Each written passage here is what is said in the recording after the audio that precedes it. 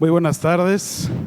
Buenas tardes a todos ustedes. A nombre de la Sociedad Mexicana de Medicina de Emergencia, damos la más cordial bienvenida tanto a nuestros socios que se encuentran de manera presencial el día de hoy en este auditorio, tanto también a nuestros socios que se encuentran en redes sociales y a través de la transmisión por internet. Queremos dar la más cordial bienvenida a esta tercera sesión de nuestra sociedad con un tema el día de hoy de suma relevancia. Quisiera, antes de darle formal presentación a los ponentes que nos acompañan el día de hoy, darles esta pequeña introducción acerca del tema que vamos a hablar, que es precisamente el abordaje o las estrategias en el abordaje del infarto agudo del miocardio. Seguramente muchos de los que están aquí y la mayoría de los que estamos viendo son profesionales de la salud que se dedican a la atención de los pacientes en estado crítico en las áreas de urgencias, médicos residentes, médicos adscritos, estudiantes inclusive también, que de alguna u otra manera han estado en contacto con pacientes que han sufrido un infarto agudo del miocardio. Como todos ustedes saben, las enfermedades cardiovasculares hoy por hoy constituyen la primera causa de mortalidad no solamente en México, sino también en el mundo. Hay una gran cantidad de pacientes que siguen llegando a nuestras salas de urgencias con diagnóstico de infarto agudo del miocardio y específicamente en estos pacientes en nuestro país existen todavía grandes retos que tenemos que hacer para mejorar la mortalidad. Hoy en día, de cada 2 pacientes con infarto agudo del miocardio que ingresan al sistema de salud, uno de ellos no recibe un tratamiento farmacológico o un tratamiento intervencionista a tiempo. Y de esos pacientes, por lo menos de 4 pacientes, uno de esos pacientes va a fallecer. Lo cual quiere decir que no todos los pacientes que ingresan a nuestros hospitales tienen todavía la oportunidad de poder tener un tratamiento adecuado. Las tasas de mortalidad por infarto agudo del miocardio pues son diferentes en cada uno de los sistemas de salud. Sin embargo, conforme pasan los años, estas tasas cada vez van aumentando y van enfrentándose a problemas reales como el retraso en la atención o la disponibilidad de los servicios. Iniciaremos esta sesión dando la bienvenida. De manera inicial, tendríamos la intervención de 2 ponentes. El primero de ellos es la doctora Sofía Romero Hernández. La doctora Sofía Romero Hernández es médico especialista en medicina de urgencias.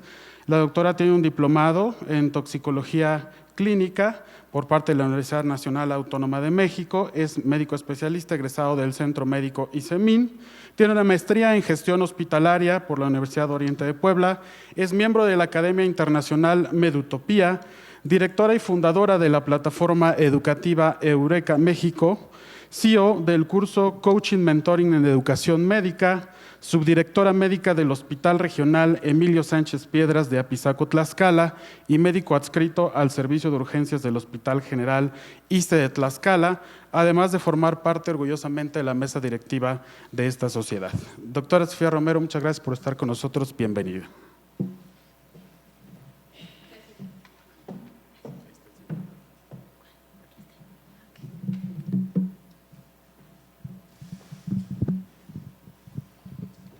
Bueno, buenas tardes a todos. Hoy vamos a revisar un tema que es de suma importancia. Yo creo que no nada más para el médico urgenciólogo, sino para todos los médicos que trabajan en un área de urgencias. Y no simplemente me refiero a la parte hospitalaria, sino también a la parte de prehospital, a la parte de los consultorios, porque nadie está exento de que llegue un paciente típico que ya conocemos que puede llegar con dolor precordial. En el mejor de los casos, si llega con dolor torácico, pues tal vez no haya mucho problema. Eso es lo que pensamos en un inicio. Sabemos que el infarto agudo del miocardio es la necrosis miocárdica aguda de origen isquémico secundaria generalmente a la oclusión trombótica, ¿sí? En alguna de las arterias coronarias. Esta es una definición parcial, pero acuérdense que también, en cuanto a la epidemiología, pues se ha demostrado que el infarto agudo del miocardio a nivel mundial es la primera causa de muerte, ¿sí? Entonces es importante conocer que incluso en nuestro país 80,000 de las personas tenemos de epidemiología, ¿sí? También hay que recordar la tercera definición de infarto. Yo soy amante de FOAMED, me gusta la educación médica que se comparte en línea. En el Comité de Educación orgullosamente generamos esta información. Nos gusta hacer infografías. Esta es de la doctora Silvia Uribe. se las comparto. Ya conocemos que hay 5 tipos de infarto agudo al miocardio. El tipo 1, que es por una ruptura o ulceración de una placa o la disección de la misma, ¿sí? El tipo 2, que puede ser entre un desbalance isquémico entre el aporte y la demanda, que este es uno de los más frecuentes, e incluso puede pasar en pacientes que están con un proceso de choque, el que sea, ¿sí? Tipo 3, una muerte cardíaca con síntomas sugestivos, pues bueno, esto es una muerte súbita. También hemos visto estos casos, ¿sí? Tipo 4 lo dividimos en 2, relacionados a intervenciones coronarias percutáneas y a una trombosis del stent. Y tipo 5, por una cirugía de revascularización miocárdica. Bueno, también está relacionado a esta. ¿Cuál es el problema del infarto agudo al miocardio? Generalmente, acuérdense que debe de existir un equilibrio entre el aporte y la demanda de oxígeno, ¿sí? Cuando llega a haber un desbalance entre esto, que haya una disminución en el aporte y haya más demanda, es cuando se va a presentar la isquemia, que es uno de los síntomas típicos. Nosotros conocemos todos los factores de riesgo, ¿no? Ya conocemos los factores de riesgo modificables y no modificables: tabaquismo, obesidad, sedentarismo, hipertensión, diabetes mellitus, antecedentes de dislipidemia, colesterol y también antecedentes heredofamiliares de alguien que haya padecido algún infarto agudo al miocardio. Pero también se asociaron nuevos factores de riesgo, ¿sí? Estos ya se definieron, y los nuevos son los pacientes que hayan o estén consumiendo cocaína, porque finalmente esto también nos va a generar un infarto agudo al miocardio en alguna de sus presentaciones. Pacientes con lupus eritematoso sistémico o enfermedades inflamatorias. Es importante tomarlo en cuenta, porque la mayoría de estos pacientes son jóvenes y a veces llegan con presentaciones atípicas, ¿sí? También hay que tomar en cuenta a los pacientes que se encuentran en radioterapia o en quimioterapia. No, es importante tomar en cuenta este grupo de riesgo porque anteriormente lo relacionábamos, pues puede ser secundario a efectos de la quimioterapia, la radioterapia, o puede ser que por el lupus tenga algún problema. Si el paciente llegó por disnea, pues lo primero que pensábamos era que podía tener un problema pulmonar. Sin embargo, hay que pensar también en infarto, ¿sí? ¿Cómo nos vamos a enfrentar al infarto agudo al miocardio? Lo primero es hacer una evaluación primaria. La evaluación primaria es muy importante porque cuando el paciente llega no vamos a tomar un electro de manera inmediata, sino que vamos a ver cómo llega el paciente. Generalmente nuestros servicios de urgencias hacen triage. Este tipo de pacientes caen en el triage en el rubro amarillo, ¿no? A veces pasan a la consulta y requieren de 2 o más intervenciones para llegar a un diagnóstico. Una adecuada historia clínica. La historia clínica nos va a dar cerca del 90% del diagnóstico, ¿sí? Y evidentemente un electrocardiograma. El electrocardiograma que se toma debe de ser interpretado en menos de 10 minutos para poder tomar una decisión adecuada. Y si llegamos a tener, porque no en todos los hospitales tenemos biomarcadores de necrosis miocárdica. Casi en la mayoría de los hospitales todavía utilizamos CK, CKMB, DHL, porque es lo que tenemos. En pocos hospitales tenemos troponinas de alta sensibilidad, o a veces si las tenemos es difícil hablar con el laboratorio porque depende del diferente tipo de laboratorio, tienen un corte, ¿sí? Y a veces también nos dan falsos positivos.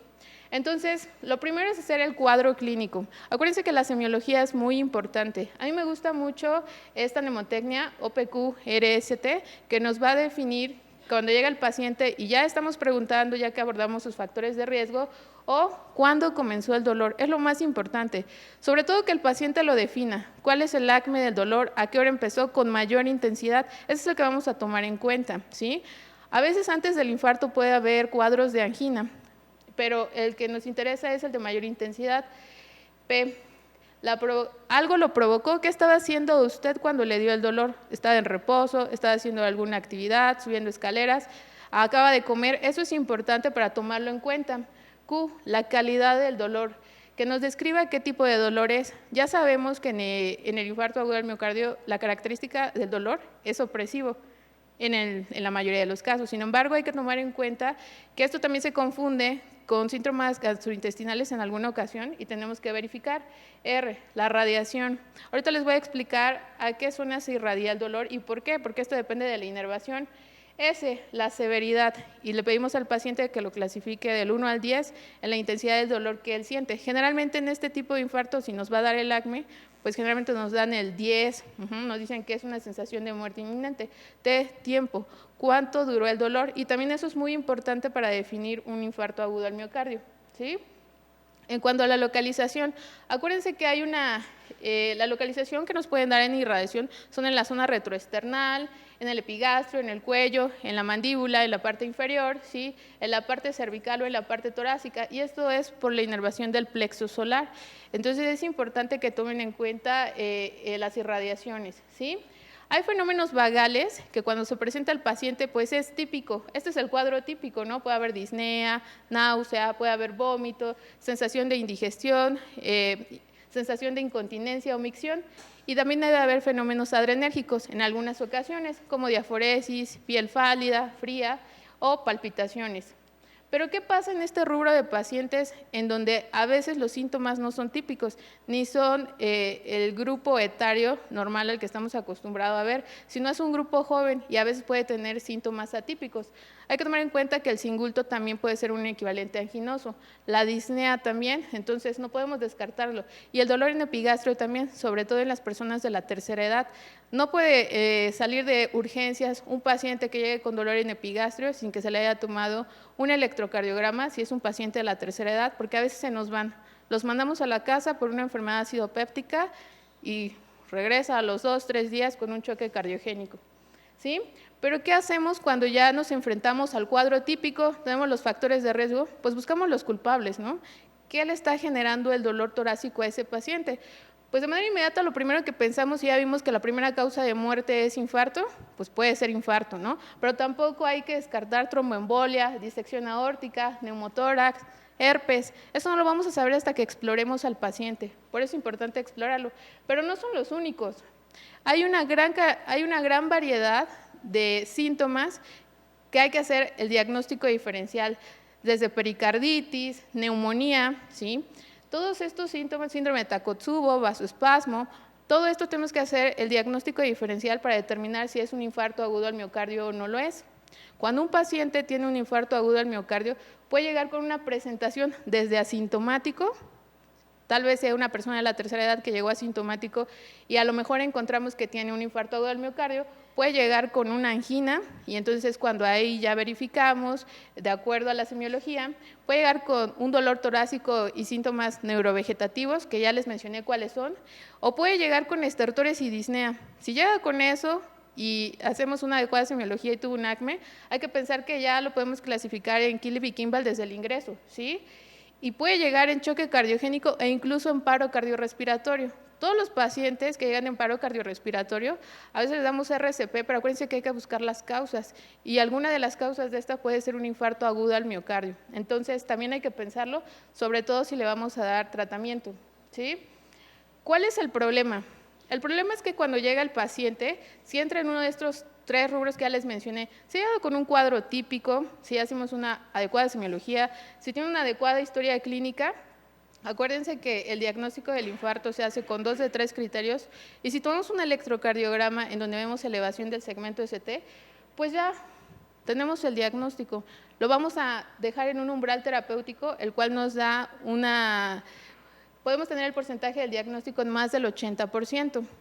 Si cae en que a lo mejor el paciente no tiene un síntoma típico, llegó a lo mejor por un dolor torácico, pero trae una crisis de ansiedad, no tiene ningún factor de riesgo, es joven, pues a lo mejor cae en menos del 20% que pueda tener un infarto agudo del miocardio. El problema es los que caen entre el 20 y el 60%.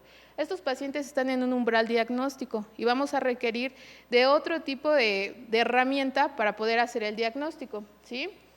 Si el paciente llega en este umbral, pues vamos a tratarlo realmente, porque pues ya no hay más que buscar. Sí le podemos tomar troponinas tal vez para hacer posteriormente un pronóstico, pero si no, podemos buscar tomar troponinas, hacer escalas, y finalmente si cae en menos del 20%, pues lo olvidamos, ese paciente lo podemos dejar en la estancia corta, en observación, y tratar a lo mejor alguna otra causa que genere el dolor, ¿sí? Pero ¿qué pasa, por ejemplo, sabemos que los pacientes con síndrome coronario agudo tal vez caen en este umbral en el cual se tenga que hacer el diagnóstico, entonces tenemos que tomar algunos otros estudios. Por ejemplo, un paciente con un síndrome de Tietze, pues evidentemente no va a tener ninguno de los otros factores de riesgo, ni ningún otro cambio, pues lo podemos dejar en la estancia corta. ¿De qué va a depender esto? Pues depende de la enfermedad, depende del paciente y depende de la experiencia de quien lo está viendo. Para que una persona pueda detectar un infarto agudo del miocardio, créanme que no es simple. No es simple leer en los libros que solo requerimos 2 de 3 criterios.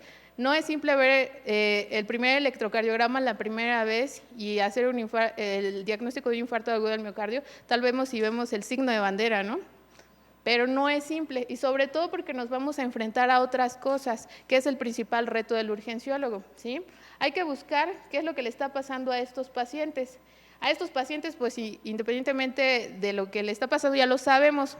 Acuérdense que existe el código infarto, código isquemia en algunas partes del país, pues este paciente ya entra en ese rubro. En menos de 10 minutos tenemos el diagnóstico, ¿sí? Entonces, el dolor torácico, los síndromes coronarios agudos, pues los vamos a dividir. Los que se presentan con una elevación persistente del segmento ST, pues esos evidentemente ya sabemos que es un infarto agudo del miocardio. Los que tienen una normalidad del segmento ST o del AT, pues a lo mejor pueden tener una elevación o un descenso de las troponinas. Este es el grupo que vamos a estudiar porque puede que tenga un infarto agudo al miocardio o una angina inestable. Los que tienen un electrocardiograma normal, o un electrocardiograma normal aparentemente, a la vista tal vez inexperta, pero tiene troponinas normales, pero tiene un cuadro típico, ¿sí? Nos ha llegado a esos pacientes que tienen dolor torácico, diaforesis, toda la descarga adrenérgica, y tú dices angina, pero su electro aparentemente está normal, ¿no? Entonces, y las troponinas, si es que las tenemos, pues llegan a salir normal, sobre todo si llegaron dentro de la primera hora. O CKMB también nos pueden llegar a salir normal. ¿Qué hacemos con estos pacientes? ¿Los damos de alta? No, los tenemos que dejar internados para investigar qué es lo que tienen, ¿sí? Entonces es muy importante tomar el electrocardiograma, los biomarcadores de necrosis miocárdica y hacer un adecuado diagnóstico. Acuérdense que el electrocardiograma es una herramienta muy útil, ¿sí? Es útil y es barata. Todos tienen en sus servicios un electrocardiógrafo, entonces es importante tomarlo. Tiene una especificidad del 90% y tiene una sensibilidad del 28%. Sí es cierto que a veces nos acusan de abusar del electrocardiograma en urgencias, ¿no? Toman el electro, como 1, 2, 3, al paciente, a Laura, a Diana, todos toman el electrocardiograma. Pero acuérdense que puede que dentro de esta especificidad que tiene la sensibilidad es muy baja, entonces sí es importante acompañarlo de un adecuado cuadro clínico y una historia clínica. Bueno, aquí tenemos un típico electrocardiograma, ¿no? Toman un electrocardiograma de 12 derivaciones porque es lo que siempre pedimos. Siempre que llega el paciente, tomamos 12 derivaciones. ¿Qué es lo que ven aquí a simple vista? ¿Alguien quiere participar? Es evidente, ¿no? Una elevación del segmento ST, aparte de que se movió, pero vamos a ver, lo primero que quiero que identifiquen un electrocardiograma, independientemente ahorita no vamos a tener una clase de electrocardiograma, pero lo que quiero que ustedes identifiquen en un electrocardiograma son las derivaciones contiguas que nos presentan una pared o donde se puede encontrar la lesión, ¿sí? Acuérdense, pared inferior de 2, de 3 y ABF. Siempre búsquenla en el electrocardiograma en estas derivaciones contiguas. Si no lo encuentran de esta manera, tal vez no podemos hacer el diagnóstico, ¿sí? Septal, B1, B2. Hagan este ejercicio, ¿sí? Anterior, B3 y B4. Lateral, B5, B6. Y la parte inferior, la parte lateral D1 y ABL, pero nunca se les olvide ABR, nunca se les olvide, porque a veces vemos alguna alteración en este electrocardiograma y pues resulta que nos estamos haciendo o estamos obviando esto y puede tener una oclusión del tronco de la coronaria, ¿sí? Entonces, para recordar cuál puede ser el vaso culpable, pues bueno, vamos a ver. Tenemos a la coronaria derecha, el tronco de la coronaria izquierda, que es lo que hay que ver sobre todo en ABR, y tenemos la arteria circunfleja y la arteria descendente anterior. La arteria descendente anterior es muy grande y tiene varios segmentos, entonces nos va a generar varios patrones electrocardiográficos, ¿sí? La arteria descendente anterior la vamos a ver desde B1 a B6, entonces todo esto nos va a irrigar la pared anterior. Todo lo que encuentren en estas derivaciones, siempre y cuando sean contiguas, va a ser porque nos está afectando a la descendente anterior, ¿sí? Por ejemplo, en este podemos ver que toda la pared anterior, ¿qué tenemos? Un desnivel del ST, ¿no? Bueno, una elevación del ST. Y tenemos también cambios recíprocos que vamos a ver de este lado. Entonces, esto es en la arteria descendente anterior proximal, ¿sí? Acuérdense que les dije que tiene 3 segmentos.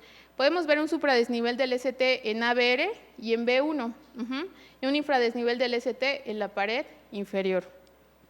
Entonces, en ese otro, en la arteria descendente anterior, en la porción distal, podemos ver un supradesnivel de D1 y también lo podemos encontrar en ABL, ¿sí? Y una onda Q de B4 a B6.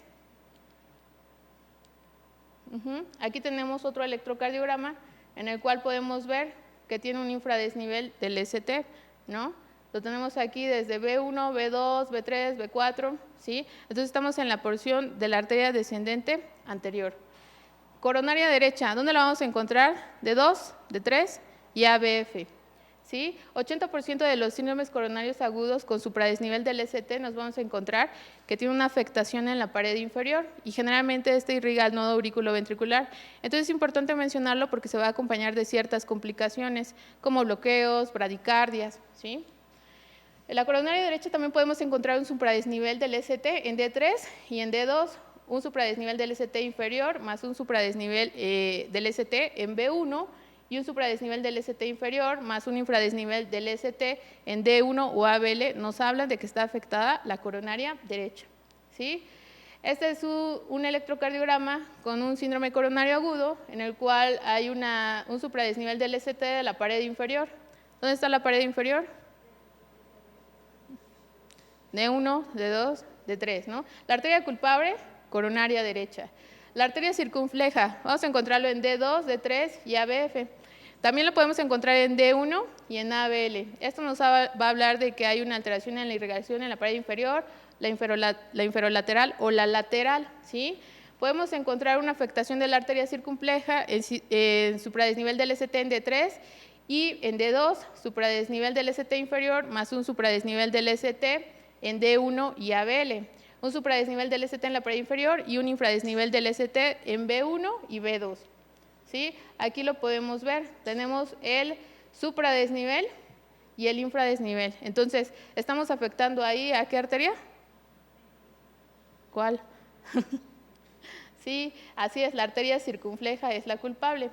También es importante mencionar que hay que tomar derivadas contiguas. ¿Cuál es el reto aquí? Eso ya lo sabemos y lo podemos ir verificando conforme uno vaya realizando y registrando y tomando experiencia y marcando en su electrocardiograma cuáles son las paredes, cuáles pueden ser las arterias culpables. Aquí el reto es lo que no vemos siempre, ¿sí? A veces tenemos los ojos vendados y queremos que nuestro paciente llegue casi con el letrero que dice infarto, que tenga un electrocardiograma típico, que tenga síntomas típicos, pero hay que quitarse la venda para ver otros equivalentes de infarto, ¿sí? Este tipo de equivalentes nos van a hablar de peligro. Tal vez a todos, no a todos este tipo de presentaciones se van a trombolizar, pero sí nos pueden decir que hay algo malo en este paciente. Los pacientes que no se encuentran o que se encuentran con un patrón atípico como estos no necesariamente requieren una reperfusión inmediata, pero es importante mencionarlo. Acuérdense que los criterios normales para determinar que un paciente tiene un infarto agudo al miocardio es una elevación del ST de más de 0.2 milivoltios en hombres o 0.15 milivoltios en mujeres en B2 y B3 o 0.1 milivoltio en cualquiera de las demás derivaciones siempre y cuando sean contiguas o medidos siempre desde el punto J, ¿sí? Sin embargo, acuérdense que podemos ver el cambio del electrocardiograma desde la fase de la isquemia, que podemos ver las ondas T negativas, ¿sí? En la fase de la lesión podemos ver una elevación del segmento ST, que esto es lo típico. Si esto lo ven, pues es muy fácil, ¿sí? También podemos ver ya en una fase más avanzada, una necrosis, una Q profunda. Esto quiere decir que pues, el tejido pues, ya tiene necrosis. Pero ¿cuál es el problema? De las anormalidades que se presentan del ST podemos sacar equivalentes, ¿sí? En el electrocardiograma.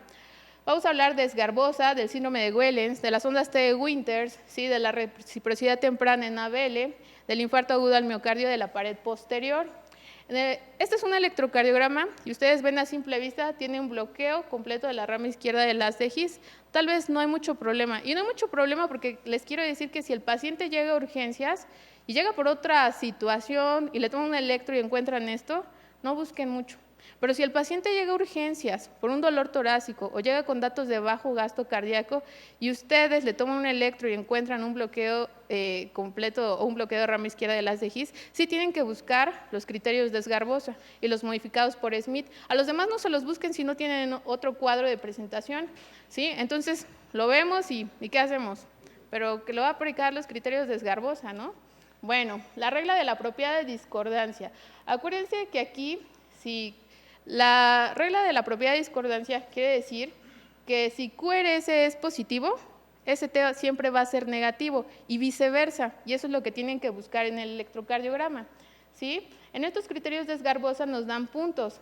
Si hay un supradesnivel del ST concordante de más de 1 milímetro en cualquiera de las derivadas, nos da 5 puntos. Ahora, el segundo es un infradesnivel del ST concordante de más de 1 milímetro que podemos encontrar en B1, B2 y B3. Ese nos va a dar 3 puntos. El C es un supradesnivel del ST discordante de más de 5 milímetros en cualquiera de las derivadas, pero con más de 3 puntos ya tenemos el diagnóstico, ya aplicamos los criterios de Esgarbosa y es positivo. Tiene una especificidad del 90% y una sensibilidad del 36%. Entonces, si vemos la regla de la propiedad, discordancia y la aplicamos correctamente, ya con eso podemos tener más de 3 puntos y podemos tener el diagnóstico sin la necesidad de aplicar el resto. Pero hay que aplicar el resto para poder tomar experiencia, ¿sí? Pero acuérdense que se hicieron unas modificaciones, las modificaciones de Smith, justamente en eso, en el cual, pues bien, vamos a medir cuánto mide el QRS y cuánto mide la depresión del ST y vamos a sacar un ratio, ¿sí? Entonces debe ser de 0.3 o en el caso de que se encuentre este patrón de B, 0.33. Entonces ya me los veo a todos ahí en urgencias haciendo sus cuentas, pero es importante medir, es importante aplicar estos criterios de Esgarbosa, ¿sale? También es importante aplicar esta regla. Si el paciente llega con un cuadro típico o una sospecha de infarto agudo al miocardio o llega hemodinámicamente inestable y tiene un bloqueo de rama izquierda, inmediatamente hay que llevarlo a ICP, hay que avisar al hemodinamista. Si el paciente, pues a lo mejor sí tiene dolor, pero a lo mejor de manera inmediata no está inestable, pues bueno, nos da tiempo de aplicar los criterios de Esgarbosa, los iniciales.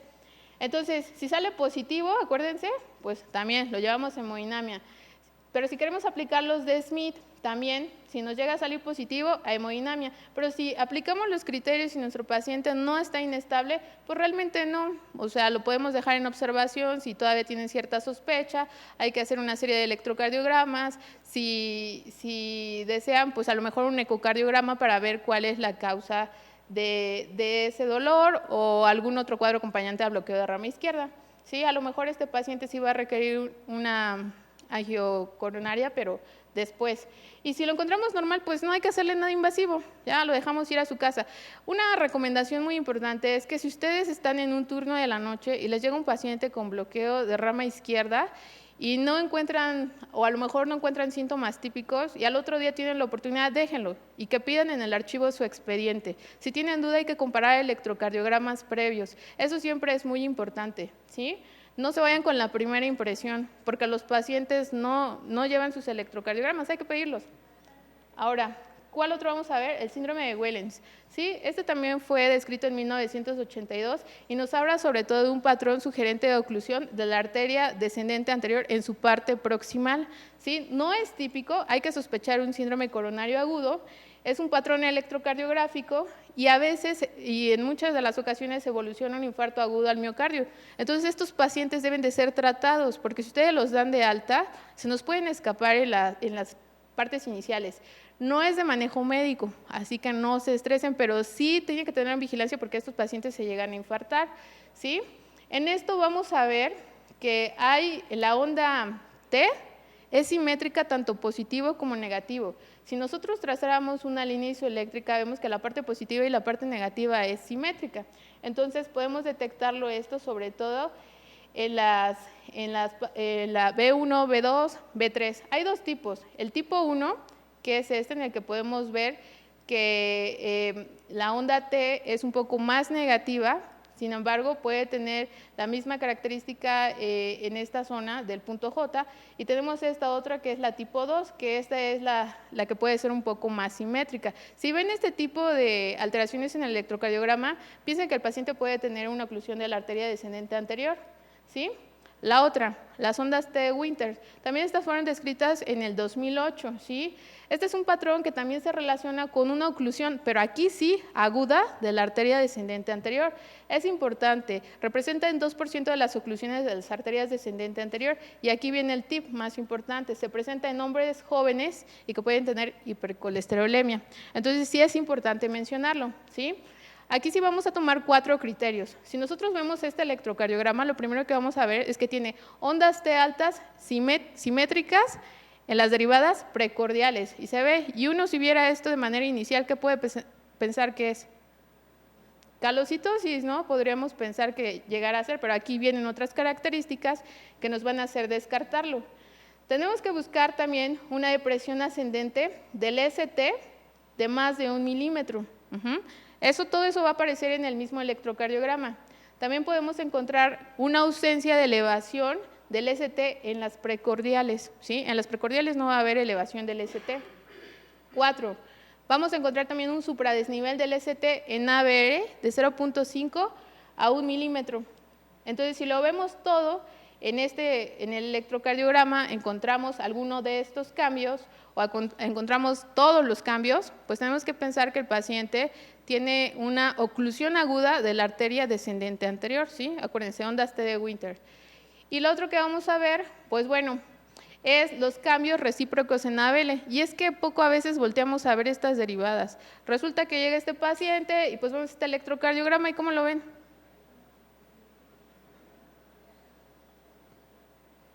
Pongan atención en ABL. Tiene un infradesnivel, ¿no? Todo lo demás pareciera pues normal, pero a veces siempre antes de terminar en sus pasos de leer un electrocardiograma, siempre revisan las derivaciones ABL y ABR, ¿sí? Entonces, si vemos este electrocardiograma, aquí sí se marca un poco más, ¿no? Es menos sutil que el otro, pues eso sí es muy fácil verlo. Entonces, sí hay que tomar en cuenta que estos pacientes también presentan una alteración en la arteria descendente anterior. Siempre volteen a ver ABL. ¿Por qué? Porque puede haber cambios recíprocos en ABL que nos van a dar un contexto de infarto agudo al miocardio de la pared inferior. Entonces, es por eso muy importante verlos. Esto se puede presentar antes de que los pacientes incluso tengan síntomas de isquemia y sobre todo se va a ver afectada la pared inferior. Entonces es importante que ustedes vean ABL siempre en los electrocardiogramas, ¿sí? Infarto de pared posterior. ¿Y por qué digo que estamos ciegos? Porque desde un inicio, ¿qué les digo cuando llegan a urgencias? ¿Qué piden? Interno, por favor, tomen un electrocardiograma de 12 derivaciones, ¿no? Bueno, si toman uno de 12 derivaciones y no lo revisan adecuadamente, puede que no lleguen a pedir las derivaciones posteriores, ¿sí? Porque aquí, ¿qué es lo que vamos a encontrar? Si ustedes encuentran una onda R alta o un infradesnivel del ST en B1 y B2, o una onda T acompañada de una onda T positiva, pidan, por favor, derivaciones posteriores, ¿sí? Porque esto nos va a hablar que si está afectada la pared septal, vamos a encontrar en el ST un supradesnivel, ¿sí? Vamos a encontrar en la onda ondas Q, o podemos encontrar una inversión de la onda T. Y esto quiere decir que en la pared posterior va a haber un infradesnivel del ST, ¿sí? De igual manera puede encontrarse una onda R alta y una onda T positiva. Entonces nos van a dar los cambios recíprocos de la otra pared. Entonces por eso es importante tomar estas derivaciones, ¿sí? Si ya tomaron sus 12 derivaciones y encontraron alteraciones, tomen las posteriores, B7, B8, B9.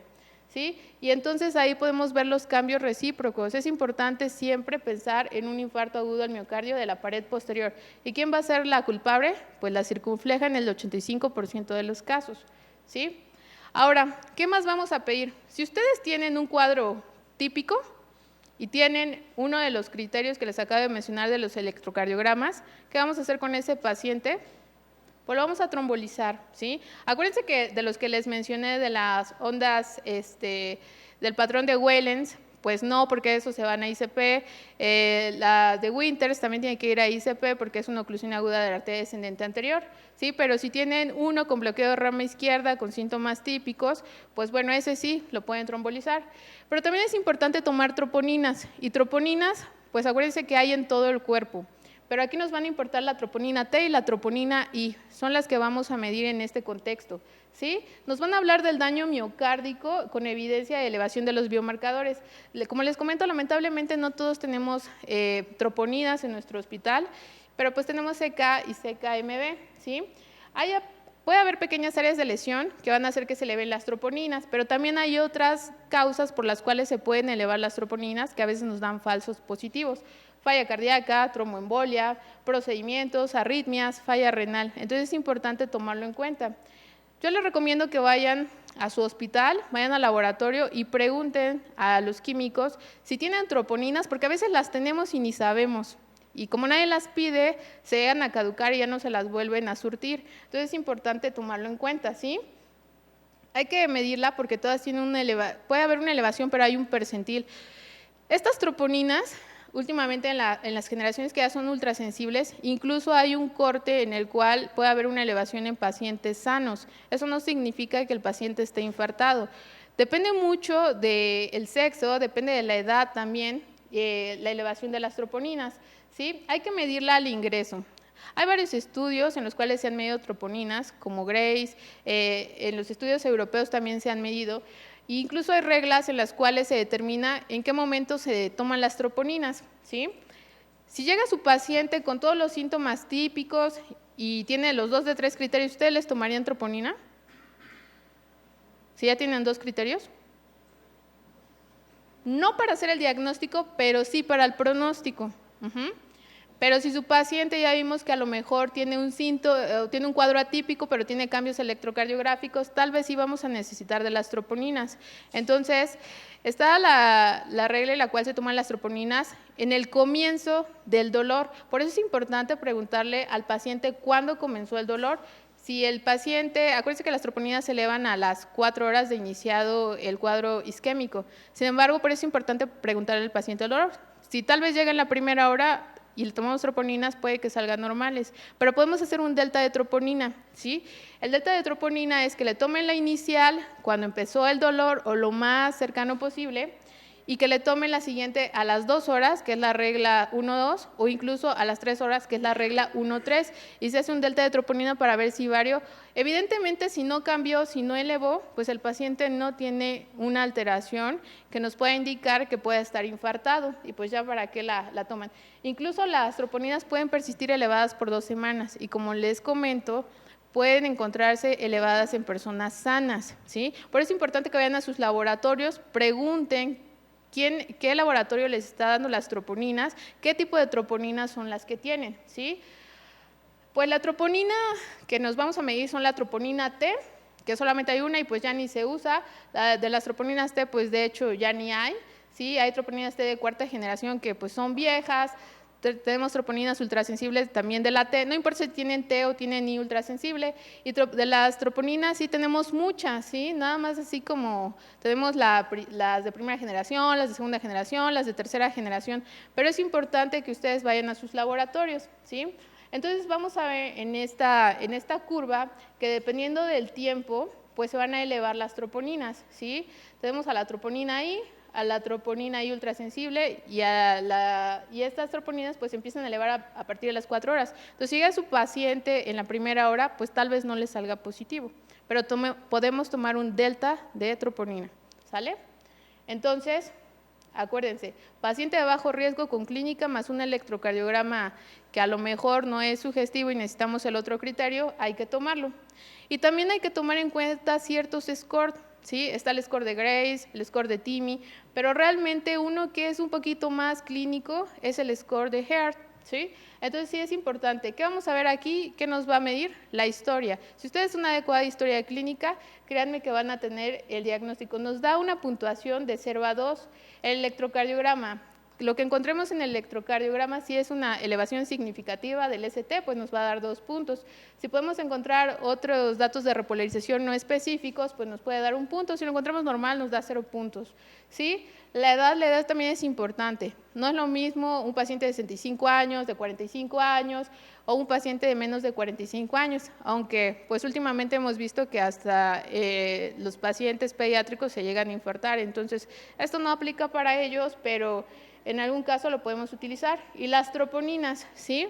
Si están por 3 veces de su valor normal, pues nos da 2 puntos. Entonces, esta escala la podemos utilizar para tener, pues evidentemente, un criterio un poco más diagnóstico. Si nos da de 7 a 10 puntos, pues eso nos habla de que sí nos puede, que ese paciente está afectado, que ya tenemos 2 de 3 criterios y nos salen esos. Si nos sale 5 a 6, pues puede ser un riesgo, pues, moderado. Menos de 4, pues no, y menos de 3, pues menos, ¿no? Pero aquí nos vamos a enfocar aquí, si ya tenemos todos los criterios y aplicamos, acuérdense, 2 de 3 criterios para hacer el diagnóstico de infarto agudo del miocardio, ya sea clínica y electrocardiograma, que sería lo más rápido, si tiene un cuadro atípico, electrocardiograma y biomarcadores de necrosis miocárdica, y ya tenemos el diagnóstico, y en menos de 4 horas, ¿sí? Ahora, ¿en qué nos vamos a enfocar nosotros en el servicio de urgencias? Pues a dar el tratamiento inicial, porque no todos trabajamos en un hospital de tercer nivel, tal vez trabajamos en hospitales de segundo nivel, de primer nivel, y entonces a lo mejor lo que tenemos a la mano, pues solamente es los fármacos como aspirina, clopidogrel, enoxaparina, ¿sí? Nos vamos a enfocar en destapar la arteria que está causando la alteración o disminuir la demanda de este mismo, ¿sí? Hay mucho beneficio, sí, y hay bajo riesgo con estos medicamentos. Esto es lo que tenemos, ¿sí? O que la mayoría de todos tienen, ¿no? Tenemos aspirina, le vamos a dar una dosis inicial de 300 miligramos, ¿sí? Tenemos clopidogrel, también le vamos a dar una dosis inicial de 300 miligramos y lo vamos a enviar a cateterismo 600 miligramos. ¿Qué otra cosa tenemos o que anteriormente dábamos? Morfina, pero se ha demostrado que la morfina nos causa una disminución del gasto cardíaco, ¿sí? Entonces, lo mejor es utilizar otro tipo de opioides, como fentanil, si lo tienen a la mano. Es más efectivo, es más rápido y tiene menos efectos adversos. ¿Qué otro vamos a utilizar en este caso? Pues bueno, podemos utilizar, sabemos que la atorvastatina la vamos a dar 80 miligramos, ¿sí? Cada 24 horas, lo podemos seguir la terapia por 7 días. Estas no nos van a ayudar a destapar la arteria, pero sí nos pueden ayudar a mejorar el pronóstico. No la destapan, pero no reducen la demanda, pero tiene un beneficio a largo plazo. Hay que darla si la tenemos. Lo otro que tenemos que dar es enoxaparina. Si el paciente está infartado, es un bolo inicial de 15 miligramos y luego 1 miligramo por kilogramo de peso cada 12 horas, ¿sí? ¿Qué otro podemos dar? Enalapril, también les digo, no es de manera inicial que nos va a reducir la demanda, pero bueno, también es importante darlo. Betabloqueadores, siempre y cuando nuestro paciente no tenga un infarto de la pared inferior, ¿sale? Pero para ahondar más en el tratamiento que vamos a dar, pues bueno, eso ya es el siguiente tema. Muy bien. Lo importante es que hagan un adecuado diagnóstico y que sepan identificar los equivalentes de un síndrome coronario agudo.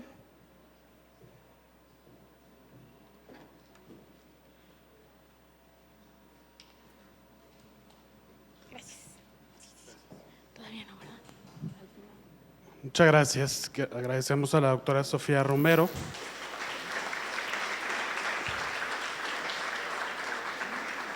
Vamos a dejar la sesión de preguntas al final. Queremos dar paso desde otro punto de vista en relación al tratamiento de los pacientes con infarto agudo del miocardio, ahora desde el punto de vista del médico especialista en cardiología. Y para eso queremos dar la bienvenida al doctor Gustavo Rojas Velasco.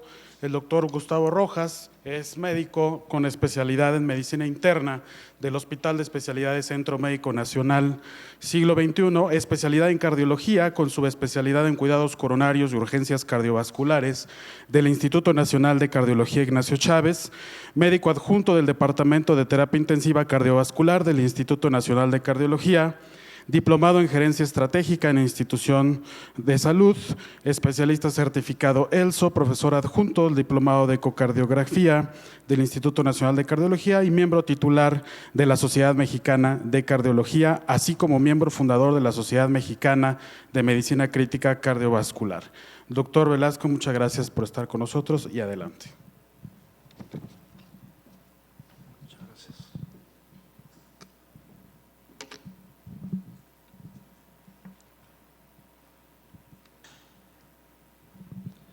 Bueno, vamos a continuar con la presentación. A mí me toca hablar un poco más sobre el tratamiento que podemos brindar a un paciente con síndrome coronario agudo. Como vieron en la plática anterior, de las patologías más frecuentes que tenemos en el país son los síndromes coronarios. Los 3 puntos más relevantes en lo que es la historia del infarto agudo del miocardio, primero fue esto, demostrar que la obstrucción trombótica de una arteria coronaria era la responsable de los síntomas, los cambios electrocardiográficos y la muerte del paciente. Había un coágulo como causa de todo el contexto de un síndrome coronario agudo. Luego se demostró esto, que tenemos muy poco tiempo para reperfundir un infarto. Contamos con ventanas de reperfusión muy pequeñas, por eso dependemos de tiempo y que el diagnóstico se haga lo antes posible, y ahora sabemos esto. Primero, la obstrucción de la arteria epicárdica y ahora la obstrucción de la circulación microvascular. Si ustedes se tardan en tratar un infarto, aun que lo lleven a angioplastía, si ustedes pierden la circulación microvascular, los resultados son malos. Por eso dependemos de tiempo en un paciente con síndromes coronarios. Esto es lo que aprendimos en la escuela de medicina, y cómo es la anatomía, la histología del endotelio. Este es el endotelio de un niño, es un endotelio sano, sin aterosclerosis. Esto ya es el endotelio de una persona con factores de riesgo. Aquí ya ves la formación de la placa, la acumulación de grasa subendotelial, y en algún momento esto ya es la erosión o la ruptura de una placa. Les decía, aquí es cuando estás en la primaria, aquí estás estudiando medicina y aquí ya estás como adscrito. Ahí con el estrés de la vida diaria y más en urgencias, yo creo que de los servicios más complejos de manejar son las áreas de urgencias. Tienes que definir, diagnosticar y tratar ahí de inmediato en el paciente. Eso, el estrés al que está sometido es mucho más alto. Entonces, esto aprendimos en la escuela. Esto es lo que nos enseñaron, cómo es la evolución anatomopatológica de una placa de aterosclerosis. Y esto es lo que se ha logrado ver en estudios animales. Ven qué interesante, se logró demostrar en vivo la lesión endotelial. Están viendo la formación del trombo, plaquetas en azulito, fibrinógeno en un verde, factor tisular en blanco, cómo se va formando la oclusión trombótica del sistema, en este caso un sistema venoso, pero ven en la parte superficial, en la parte más alta, cómo el trombo se empieza a fragmentar. Esto explica los fenómenos de obstrucción microvascular. Entre más tiempo te tardas, más pedazos de trombo empiezan a migrar antes de que incluso se obstruya completamente la circulación. Entonces, lo que vimos en un libro, hoy lo podemos ver en vivo. Obviamente son modelos animales, pero esto sin duda es exactamente lo mismo que ocurre en un paciente con un fenómeno de trombosis, recordando que la trombosis puede ser coronaria, sistema nervioso central, en sistemas arteriales o en sistemas venosos, trombosis venosa profunda. Hoy el concepto es esto: solo la completa y sostenida restauración del flujo coronario es lo que va a modificar el pronóstico del paciente con infarto. Entonces son 2 cosas, que sea completa y sostenida. El tratamiento en urgencias, inicias la terapia de reperfusión y en las siguientes horas debes continuar el manejo antitrombótico, antiplaquetario, para que asegures que esa arteria no se vuelva a retrombosar. Esta es la historia de un infarto. Esto es lo que pasaría con un paciente con un infarto pequeño apical del ventrículo izquierdo. Esta es la zona de necrosis. Si ustedes actúan aquí, lo trombolizan o le hacen angioplastía dentro de la ventana de reperfusión, la evolución es buena, el pronóstico es muy bueno porque el resto del miocardio está sano. Lo que pasa en muchos países, principalmente en México, es esto: te retrasas en la reperfusión, el corazón hace lo que puede para que no te mueras, aumenta la contractilidad de las zonas sanas y esto como resultado aumenta la zona de necrosis. Conforme pasen las semanas, los meses o los años, el paciente termina con una cardiopatía dilatada de origen isquémico. Aquí el tratamiento únicamente es manejo de sostén y en algunos casos el trasplante cardíaco. ¿Qué tan fácil es un trasplante cardíaco en México? O sea, te lo hago para mañana, vengo un donador voluntario. Súper complejo, por muchas razones. Entonces, si no podemos actuar aquí, actuemos aquí. Aquí cambiamos drásticamente el pronóstico de un paciente con síndrome coronario agudo. Les voy a poner un caso hipotético para que veamos cuáles serían las opciones de manejo que ustedes sugerirían. 59 años, es médico, urgenciólogo, carga genética para diabetes, hipertensión, fuma 3 cigarritos al día desde hace 15 años, desde la residencia, ya está escrito, poquito de sobrepeso como todo después de la residencia, sedentario como la mayoría de los médicos, pocos realmente hacemos actividad física como está indicado. En una reunión académica por ahí de Coyoacán, inicia con molestias en epigastrio, diaforesis, opresión en tórax y se irradia cuello. Vamos a suponer que no estamos en un centro médico, que estamos en algún lugar cerca de aquí y pasa eso. En el lugar, el servicio médico tiene un electrocardiógrafo y vamos a ver qué tiene. Vamos a suponer que llega con su electrocardiograma. Desde que iniciaron los síntomas ya lleva 60 minutos. Ni siquiera el médico sospechaba que estaba infartando, porque en teoría los médicos no nos enfermamos, pero resulta que sí. Le toman el electro, que la doctora hizo hincapié en la importancia del análisis electrocardiográfico. Hay electros complejos que no sabes bien a bien qué tiene, y hay unos como estos que te pican los ojos. Dices, este es un infarto totote en evolución. Los cambios que se habían comentado en la sesión previa, en la clase previa, supradesnivel típico, onda monofásica de lesión, cara inferior 2-3 ABF, se extiende a la cara lateral baja, es un infartote. Ahí no hay duda, no hay vuelta de hoja. La pregunta es, no estamos en un centro médico, estás en un lugar en la Ciudad de México, o vamos a suponer que hay gente en línea en cualquier sitio fuera de su hospital. ¿Qué hacen? ¿Se lo piden una ambulancia o lo trasladan por sus medios? Aquí en el auditorio, levanten la mano, ¿quién pide una ambulancia en la Ciudad de México? Uno por ahí, 2, 3 manos. Entonces, ¿los demás lo trasladan por sus propios medios? La realidad en el país es que la mayoría de los infartados llega por sus propios medios, llegan hasta en microbús, o sea, llegan caminando.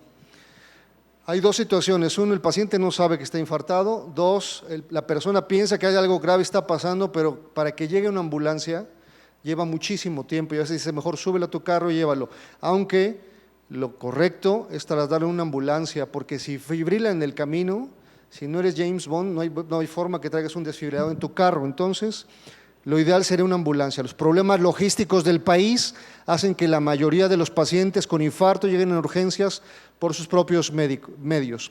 Luego, vamos a considerar, lleva 120 minutos de isquemia desde que empezaron los síntomas.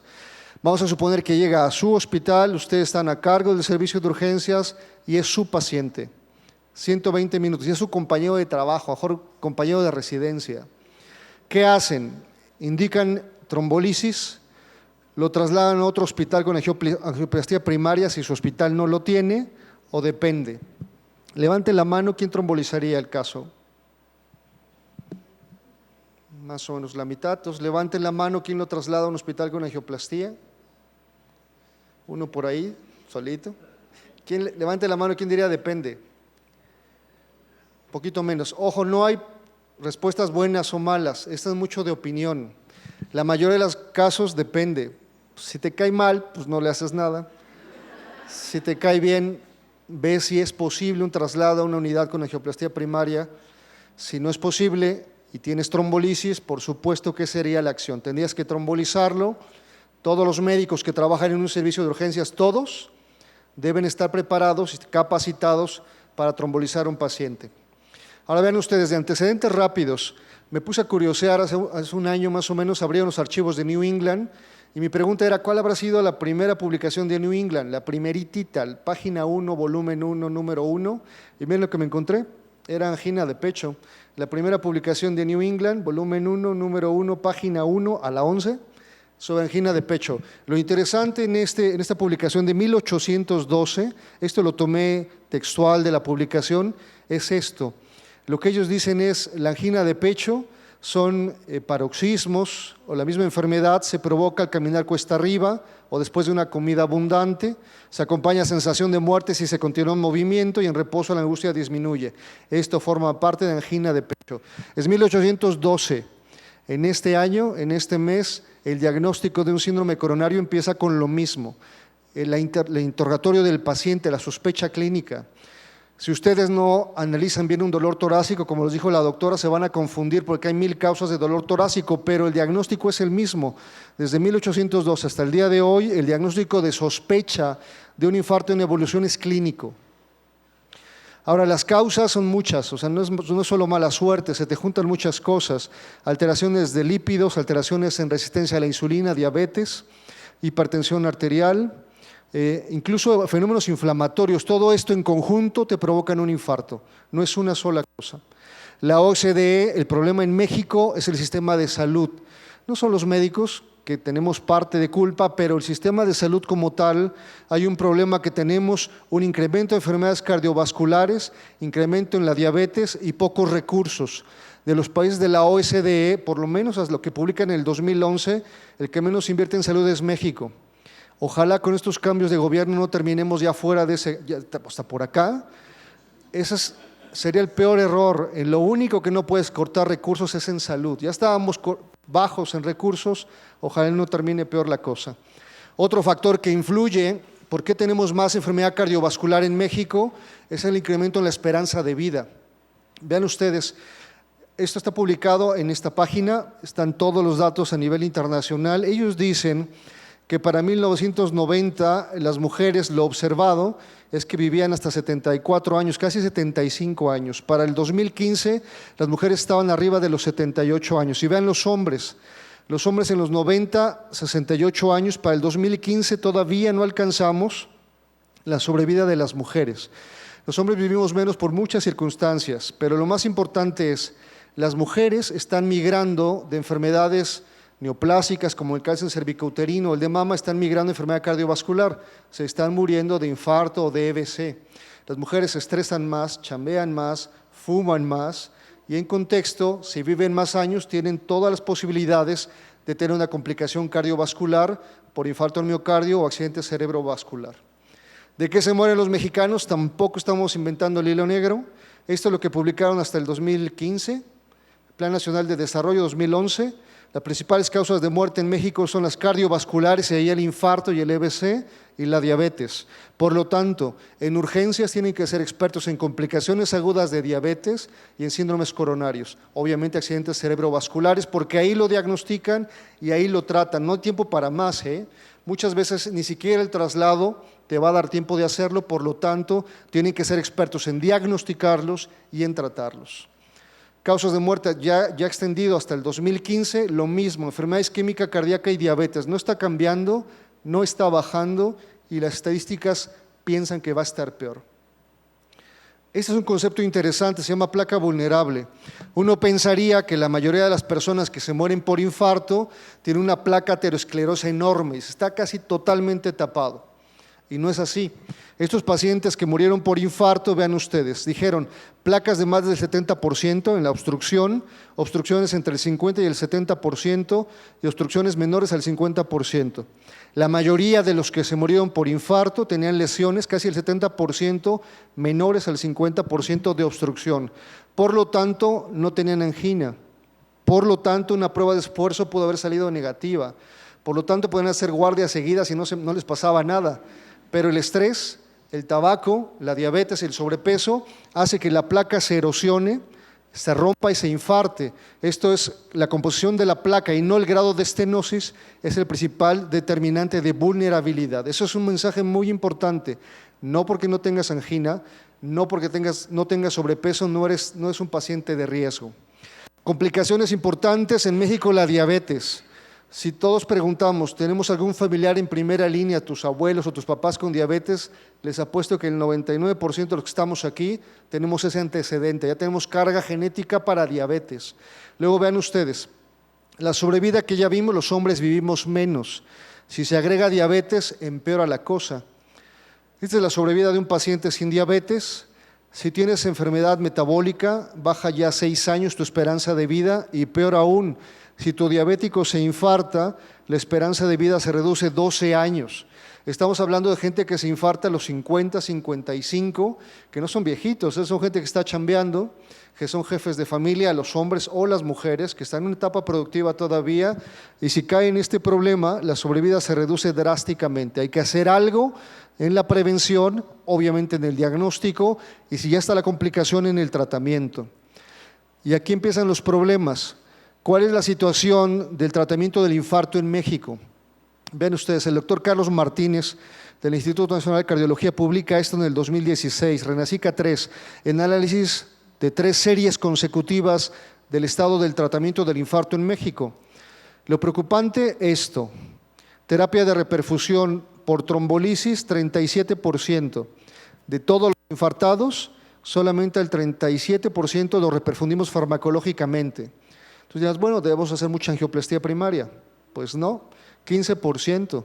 La angioplastía primaria en el país es del 15%. Ahora hay que ser muy claros. Es diferente que te infartes aquí en Coyoacán, enfrente del Centro Médico, 20 de noviembre, porque hay angioplastía 24 horas, 1000 hemodinamistas, 1000 urgenciólogos, pero ahí quiero que te infartes afuera de la ciudad. Ahí es cuando empiezan los problemas. La distribución de áreas de hemodiálisis, centros especializados de reperfusión son pequeñitas y están en las ciudades más grandes. Por eso en provincia habrá que optimizar las estrategias de diagnóstico y la reperfusión farmacológica, que eso sí hay. Los retrasos puerta aguja 45 minutos, que deberíamos estar abajo de los 30 minutos, eso sí depende de nosotros. Los médicos en urgencias debemos bajar este umbral para el tratar al paciente, estamos mal calificados. Y lo más triste es esto: no reperfusión 47%, casi es un volado. 47% de los infartos en México no se reperfunden, eso sí nos pega a nosotros. Sí depende mucho de la atención, del diagnóstico temprano, de la sospecha clínica y de la reperfusión en tiempos. Esto hay que trabajar. En el 2017, el mismo grupo del doctor Carlos Martínez presenta estos resultados. Vean qué interesante. Aquí lo ampliaron. Renacica eran ciertos hospitales, este reporte es de todo el país. Y dijeron, vamos a ver, del 2002 al 2013, cómo está el estado del infarto en todo el país o en la mayoría de los hospitales que reportaron. Ven ustedes, se incrementó en el 200%. Las cosas no van mejor, sin duda van a haber infartados en urgencias, en el hospital que estés, así estés lo más lejos de la ciudad, vas a ver infartados. El mayor incremento en pacientes de 60 años y mayores de 45 años, o sea, es gente joven, gente que está chambeando. Ahí es donde se está infartando la gente, por eso hay que hacer algo para optimizar la reperfusión. Y vean ustedes, fueron casi 600 hospitales, y hubo de todo, segundo nivel, tercer nivel, 32 estados de la República. Hay información suficiente para darnos una idea de cómo está la situación del infarto en México. 39% recibió reperfusión farmacológica, subió un poquito comparado con Renacica 3. Pero vean ustedes, la reperfusión mecánica, la angioplastía del 15 bajó al 12%. Amplías la muestra y el resultado sale menos favorable. Habrá que optimizarlo de alguna forma. Esto es triste. 56%, solo 56% tienen capacidad de diagnóstico. Y la pregunta era, ¿por qué carajo los demás no? Por el electro. El electro no funcionaba o no estaba, algo pasaba, pero eso sí habrá que luchar nosotros. Si estás en urgencias no puedes estar sin un electro. Sabes que la principal patología de lo que se mueren los mexicanos es por infarto y estás en urgencias y no tienes un electro, habrá que hacer algo, doctores, eso sí depende de nosotros, hay que exigirlo, no puedes estar trabajando sin las herramientas mínimas necesarias para tratar la patología más frecuente como causa de muerte en México. 24% decían que podían trombolizar y solo 3% angioplastía primaria 24/7, 3%. Si tenemos tan poco recurso todavía para angioplastía primaria, habrá que optimizar la reperfusión farmacológica, que eso sí hay. Los retrasos en la reperfusión, muchas causas, que el paciente se tardó en llegar no es nuestra culpa, pero ya en el hospital sí depende de los médicos y enfermeras y el equipo de salud. Vean ustedes, 80% de los pacientes fueron valorados por médicos antes. Ese clásico que fue con el médico de la esquina, le dijo, no hombre, es gastritis y se fue a su casa con omeprazol. Cuando llega con ustedes ya está fuera de ventana. Por eso baja mucho nuestra posibilidad de reperfundir. Hay que trabajar en los médicos de primer contacto. La tercera demora ocurrió en el diagnóstico y en el inicio del tratamiento, eso ya es en urgencias. En lo que llega y le dudas y no sabes, Es mejor preguntar y juntar a varios médicos. ¿Tú qué opinas? Si para ese infarto hay que reperfundirlo o no, dependiendo del caso. Este artículo lo que presenta son pacientes con dolor torácico cortito, menos de 8 horas. ¿Qué fue lo que encontraron? Que a pesar que el infarto tenía menos de 6 horas, histológicamente había trombos que tenían más de un día. Lo que dijo la doctora, los pacientes empiezan a avisar desde antes, oiga, tengo dolor, me duele el pecho, pero se me quita. Les está avisando que se va a infartar. En esos pacientes hay que tener especial cuidado y si hay duda, hagan estudios adicionales para ver cuál es su condición de salud.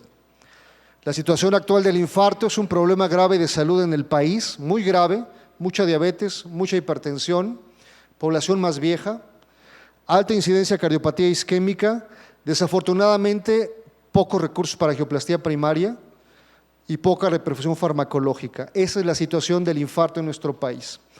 Pregunta de examen, ¿cuál es el mejor método de reperfusión, angioplastía o trombolisis? Entonces, si dicen ustedes, si es pregunta de examen es angioplastía. El mejor método de reperfusión es el cateterismo, no hay duda. Todos los estudios lo han avalado. Ahora, si yo les dijera, ¿por quién apuestan? ¿Por el señor angioplastía o por el señor trombolisis? Dicen, no, pues ni tan depende. O sea, el peso de la evidencia es aplastante. Pero muchas veces esto depende de la disponibilidad del recurso, no de lo bueno que sea la angioplastía, sino que no tengo angioplastía 24/7 o no lo puedo trasladar. Ahí es cuando dices, entonces no hay una desventaja como pareciera ser. Y esto lo ejemplifico aquí. En la historia de la Biblia, David contra Goliat, decían que había una desventaja absolutamente desfavorable contra el pastor. Lo que cuenta la historia es que en esta guerra de Israel contra los filisteos, el único que se aventó a pelear contra el gigante fue un pastor. Lo mata con lo que utilizaba para cuidar a su rebaño y lo decapita con su misma espada, y después David fue el segundo rey de Israel. Entonces, donde parece que hay una desventaja absoluta, no siempre lo es, depende de las condiciones, depende de las circunstancias, y eso aplica especialmente para la reperfusión farmacológica en el infarto. La discusión de muchas veces es mejor angioplastía, mejor trombolisis, cuál es mejor. Hoy sabemos que no son rivales, son tratamientos complementarios. Uno complementa al otro. ¿Qué es lo que tienes disponible? ¿Cuál es el mejor recurso? Mayor experiencia, mayor rapidez, ese es el bueno, y después tal vez puedas complementarlo. Tenemos poco tiempo, doctores. Vean ustedes, en esta curva de beneficio, el beneficio real son casi las primeras 6 horas y las mejores las primeras 2 horas. Ahí es donde puedes salvar mucho miocardio y bajar la mortalidad. Después de 12 horas el beneficio es muy pequeño, aún con angioplastía. Por lo tanto, hay que agilizar los métodos de diagnóstico temprano en urgencias y afinar las estrategias de reperfusión. Esto aplica mucho en medicina. Este concepto lo sabemos todos. Primero, no hacer daño. Eso es fundamental, pero en urgencias se aplica mucho compadre, primero no te tardes. Si tú te tardas en urgencias, en un síndrome isquémico coronario o en un EBC, los resultados son desfavorables. Esto es fundamental, evitar los retrasos en urgencias. ¿Cuántas veces no hemos visto pacientes que están en la sala de espera, que estaba el resfriado, la gastroenteritis y el infarto, y todos esperaron lo mismo? Hoy hay muchas formas de buscar esto, los triage que hacen los servicios de urgencias, que el mismo interno de pregrado pueda diagnosticar dolor torácico, características para saber si es anginoso o no. Esto es lo que hay que buscar, evitar los retrasos en la atención. De las estrategias de reperfusión, vean ustedes qué interesante, en Estados Unidos 60-70% no tenían acceso a angioplastía primaria. En México vimos que el acceso a angioplastía primaria es, mucho más bajo. Luego los traslados, solo 4% en menos de 90 minutos, en México depende de dónde estés. Una vez nos hablaron del norte de la ciudad que querían trasladar un paciente al Chávez en hora pico. Dije, no vas a llegar, compadre, o sea, no hay forma, a menos que vengas en avión, no vas a atravesar la ciudad en menos de 90 minutos. Luego, cosas tristes, aquí no trombolizamos pacientes viejitos, más de 75 años. El criterio del viejito que ya está robando aire, no le hagas nada, es un error. Tenemos pacientes de 80 años que todavía van a trabajar y van a la milpa y están enteritos. Si no tienen contraindicaciones hay que reperfundirlos. Mujeres, difíciles hasta el infarto. ¿Por qué?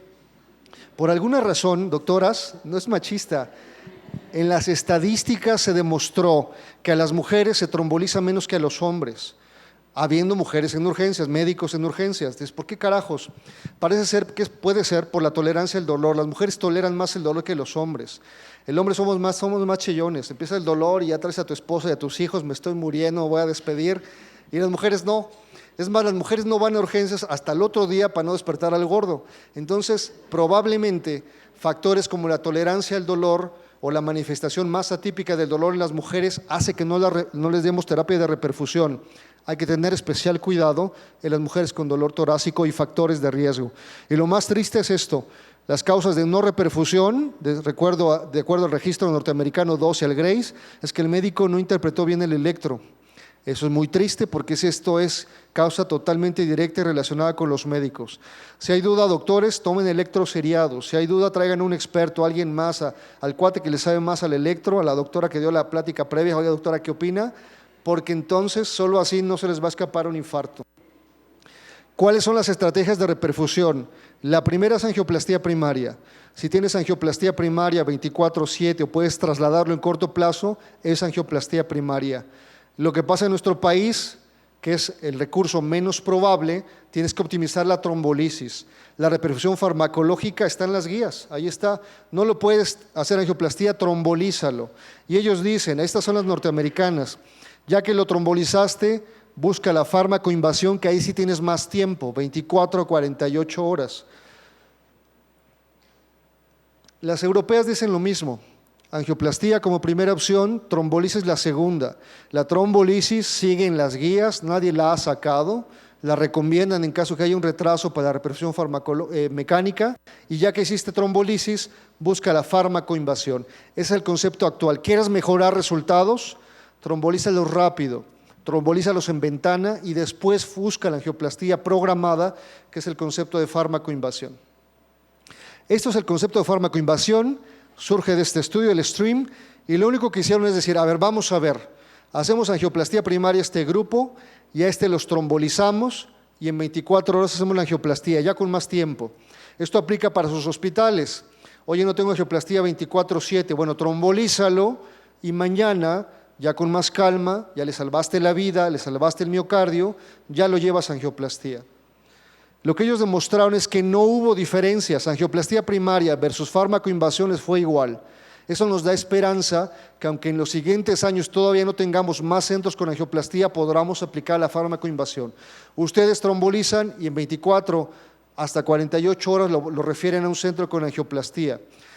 En el resumen total, por edad, por sexo, tipo de infarto, antecedentes y demás, se demostró que la farmacoinvasión es útil y es equivalente a la angioplastía primaria en este grupo de estudio. Entonces tenemos evidencia que puede sustentar este tipo de terapéuticas. Lo trombolizas y luego angioplastía, si no tienes angioplastía en forma inmediata. Esto ya lo sabemos. Cada estrategia de reperfusión tiene ventajas y desventajas, cada una. Obviamente la angioplastía tiene la ventaja de que tú ves la arteria, ves y la abres, le pones un balón y le pones un stent y te aseguras del resultado. La trombolisis es ciega, la pones, algunos datos indirectos que dicen si fue exitosa o no. La diferencia es la disponibilidad. Para hacer angioplastía necesitas un centro, un área especializada, un cardiólogo que hace una subespecialidad en hemodinamia, en angioplastía. Para la trombolisis no, es cualquier hospital que tenga el electrocardiograma, que tenga el recurso para hacer el diagnóstico, y la trombolisis no requiere un cardiólogo. Cualquier médico que trabaja en un servicio de urgencias debe tener la capacitación para diagnosticar, decidir y aplicar el medicamento. Ahí no hay más, doctores. Si es un médico general, pero está a cargo de urgencias, debe saber trombolizar para mejorar el pronóstico de los pacientes en México. Si vas a trombolizar, pues no, acuérdense de esto, esta sí no. Sangrado sistema nervioso central, sangrado reciente, algunas situaciones específicas como esto, ahí no lo puedes trombolizar. Ahí tendrías que esperar hasta llevarlo a angioplastía, pero los demás, que es la mayoría, son factibles de trombolisis. La dosificación, lo que decía la doctora, las matemáticas no se nos dan a los médicos, nos cuesta trabajo. No entré a ingeniería por no ver matemáticas, y luego me ponen a hacer cálculos, no se nos da. Pero en la trombolisis es muy fácil, vean ustedes. Con RTPA, esto es lo que dicen las guías, y con eso ya se nos complica la vida. En el Instituto Nacional de Cardiología se ha probado y se ha publicado un esquema acelerado para RTPA, y está bien fácil, 20 miligramos en bolo y 80 miligramos para 1 hora, y eso es todo.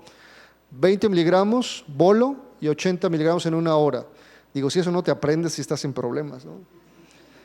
TNK, o sea, la gente de la industria, la investigación farmacéutica dijo, a ver, más fácil, porque los doctores hasta 20 en bolo y 80 para 1 hora se les complica. Háganle un medicamento que lo cargues, lo inyectes y ya lo trombolizaste. Y lo hicieron. Entonces diseñaron el TNK. Dijeron, a ver, ¿y la dosificación? Dije, los doctores no son buenos para las matemáticas, pero ven ustedes, si el paciente pesa 60 kilos, le pones 30 miligramos. Si pesa 70 kilos, 35 miligramos. Si pesa 80 kilos, 40 miligramos. Así de complejo es el cálculo de la dosificación.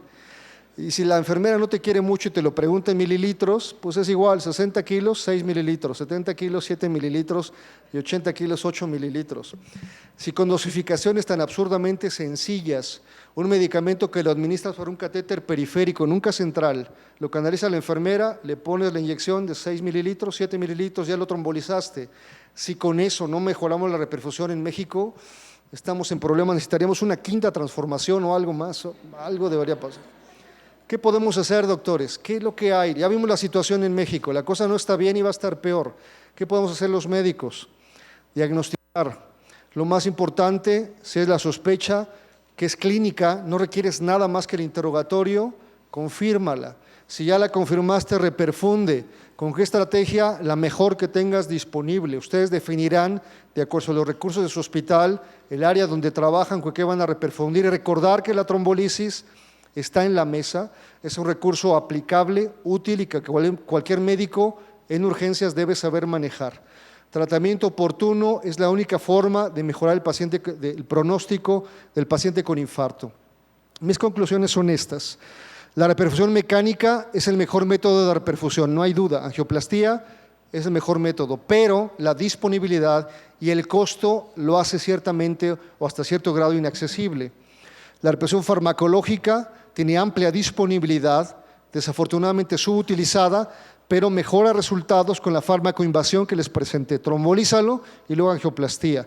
La única estrategia para mejorar la sobrevida en un paciente con infarto es reducir los tiempos de diagnóstico en la atención con la estrategia de reperfusión que ustedes tengan disponible, lo que ustedes decidan en su hospital.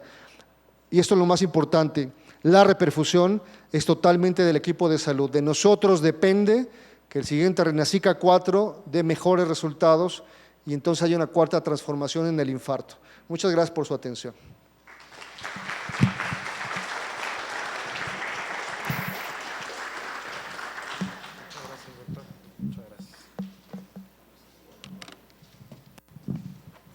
Muchas gracias. A nombre de la Sociedad Mexicana de Medicina de Emergencias, queremos entregar un reconocimiento al doctor Gustavo Rojas Velasco y a la doctora Sofía Romero por haber participado el día de hoy con estas brillantes presentaciones y sobre todo con este útil punto de vista en el manejo integral del paciente con infarto. Doctor Gustavo Rojas, doctora Sofía Romero, muchas gracias por estar con nosotros.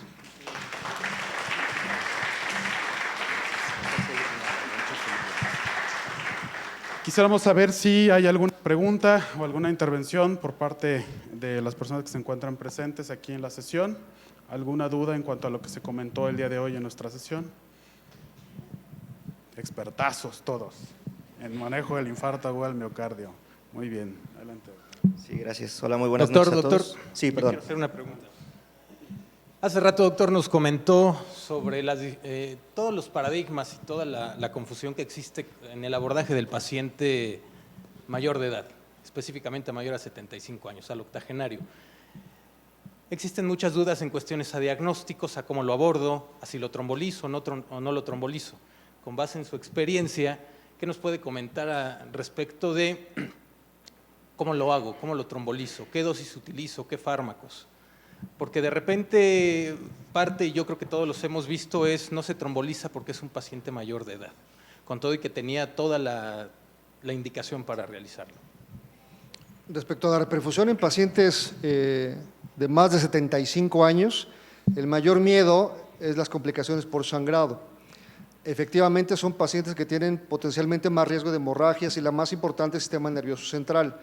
Acuérdense de esto, mujeres viejitas y flaquitas, añosas de bajo peso, son las que más riesgo tienen. En esa sí, mejor tendrías que pararte un poquito. Si sabes que mi paciente tiene 80 años, pero es una mujer de 1,50 que pesa 45 kilos. Ahí sí tendrías que, si es la única herramienta, valorar riesgo-beneficio y hablar con la familia que existen esos riesgos. De ahí en fuera, los demás pacientes de más de 75 años, si tienen una masa corporal razonable, es una persona no es tan delgadita, casi es el mismo riesgo que de las demás pacientes. Tienes que ver función renal, pero a veces no tienes tiempo porque es la urgencia, tienes que decidir rápido. Lo que yo les he dicho siempre es que los servicios de urgencias tienes que decidir ahí y ahora.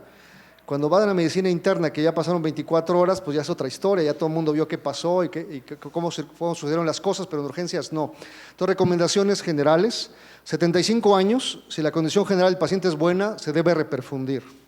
La primera opción, como en todos los casos, es angioplastía. La segunda es trombolisis. Si no puedes más que trombolizar, tienes que considerar la trombolisis. El principal consideración de riesgo es el peso y el sexo femenino. Aparte de eso, casi todos es la misma estrategia de reperfusión. Antes se pensaba que con estreptoquinasa bajabas el riesgo de sangrado del sistema nervioso central, sí bajas el riesgo, pero la posibilidad de éxito de la reperfusión también baja. Opinamos nosotros que debemos utilizar técnica o RTPA aún en pacientes de más de 75 años. ¿Con algún ajuste en especial a la dosis, mismas dosis? No, las dosis están manejando igual. Hay algunos estudios que bajaron la dosis para la reperfusión con técnica. Habrá que revisarlos con detenimiento. Hasta ahorita la guía sigue recomendando la misma dosis que para los otros pacientes. Igual de antiagregantes plaquetarios, de heparinas de bajo peso molecular. Sí, lo mismo, las dosis son las mismas. Recordar, obviamente, por ejemplo, con las heparinas de bajo peso molecular, el cálculo en el ajuste también depende de la función renal del paciente. Ahora ahí te puedes esperar un poquito para dosificar pleno la dosis de heparina de bajo peso molecular, que en un paciente añoso, sabes que la dosis tiene que estar más abajo. En lugar de 1 por kilo, puedes bajar a 0.8 por kilo. Pero en general lo demás, de acuerdo a las guías, se maneja con el mismo esquema. Ok, gracias. ¿Alguien tendrá alguna otra pregunta, alguna otra intervención? ¿No? Bueno, de no ser así, agradezco muchísimo la presencia de ustedes aquí de manera presencial y de la misma forma quiero también agradecer todo el apoyo y la intervención que han tenido tanto por Facebook Live como para los socios a través del streaming. Hemos tenido una muy buena respuesta, les puedo comentar que hace 2 minutos, en ambas redes, tanto el streaming para socio como por Facebook, cerca de 900 asistentes. Entonces creo que eso es algo muy bueno. Quiero felicitar de verdad de manera muy, muy especial a los invitados el día de hoy. Creo que es una cátedra, hablar de infarto nos podemos llevar una semana, estarán de acuerdo conmigo, ¿no? Se puede hablar desde el contexto de epidemiología hasta los últimos avances en cuanto a intervenciones obviamente de reperfusión y creo que la forma que se abordó fue bastante buena. Nos vemos aquí dentro de un mes y muchísimas gracias por su asistencia. Gracias. Sí. Si gustan acompañarnos en la sala en la parte de afuera tenemos un pequeño coffee break para ustedes, por favor.